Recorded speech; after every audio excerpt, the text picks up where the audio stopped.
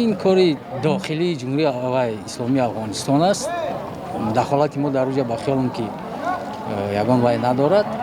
اصلا ما میگیم که اینجا تاجیک‌ها هستند، تاجیک‌ها زندگی میکنند، لیکن این کاری داخلی جمهوری اسلامی افغانستان است. در اینجا ما فقط میتونیم که سرحد خودمان همین ODKB یا اینکه شاست اوید مسئله هایی که سرحدی ما دخالت نکنند همین مسئله را گذاشته میتونیم. اصلا ما انتظار هستیم که انشالله یک بهبودی می شود و به خلق جنگ زده افغانستان یک یاری رسانده می توانند و ما هم امید داریم که یک فکرهای خوب شود، یک اندیشه های خوب شود و به همون خلق جنگ زده یک یاری رسانده توانند که همون بیچاره مردم در یک حالت خیلی بد قرار دارند و این ما را هم آسوده گذاشته نمی تواند.